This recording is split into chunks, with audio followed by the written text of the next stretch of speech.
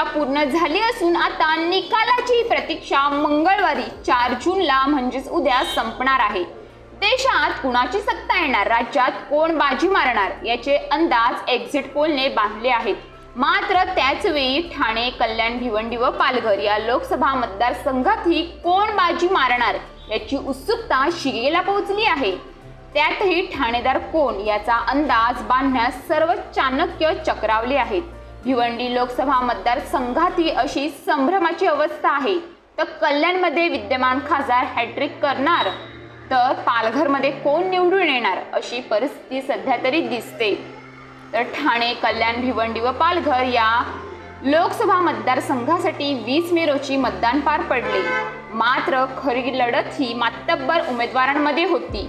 राजन विचारे, कपिल पाटील आणि डॉक्टर श्रीकांत शिंदे हे उमेदवार विद्यमान खासदार असून पालघरचे आमदार राजेश पाटील हेही असून यांची विजयाची हॅट्रिक साधण्यासाठी ते पूर्ण ताकदीने निवडणूक रिंगणात उतरले होते।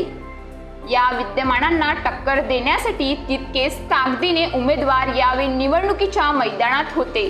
ठाण्यात महाविकास आघाडीचे उमेदवार विद्यमान खासदार राजन विचारे विरुद्ध महायुतीचे उमेदवार नरेश म्हस्के, कल्याणमध्ये महायुतीचे विद्यमान खासदार डॉक्टर श्रीकांत शिंदे विरुद्ध महाविकास आघाडीच्या वैशाली दरेकर, तर भिवंडी महायुतीचे विद्यमान खासदार कपिल पाटील विरुद्ध महाविकास आघाडीचे उमेदवार सुरेश उर्फ बाळ्या मामा म्हात्रे आणि अपक्ष उमेदवार निलेश सांबरे।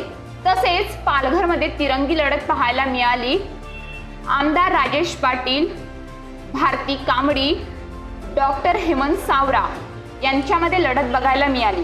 तर महाविकास आघाडी विरुद्ध महायुती अशी थेट लढत असली तरी जिल्ह्यात ठाणे आणि कल्याण या 2 ठिकाणी शिवसेनेच्या 2 गटांचे उमेदवार आमने सामने होते। ताकद कुणाची, खरी शिवसेना कुणाची याचा कौल जनतेच्या न्यायाला सिद्ध करण्यासाठी दोन्ही गटाने आपली शक्ती व प्रतिष्ठा पणाला लावली होती। महायुतीच्या उमेदवारांच्या प्रचारासाठी पंतप्रधान नरेंद्र मोदी यांची कल्याण पश्चिम येथे भव्य सभा झाली।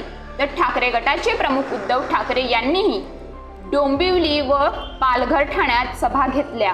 शरद पवार यांनी शहापूर, भिवंडी व कल्याणमध्ये झंझावाती सभा घेतल्या। तर दिल्लीचे मुख्यमंत्री अरविंद केजरीवाल यांनीही शेवटच्या टप्प्यात सभा गाजवली। तर उपमुख्यमंत्री देवेंद्र फडणवीस यांनी कार्यकर्त्यांचा मेळावा घेत मरगळ झटकण्याचा प्रयत्न केला। या सर्वांचा परिणाम मतदानाच्या रूपाने कुणाच्या बाजूने आहे याचा निकाल 4 जूनला म्हणजेच उद्या लागणार आहे।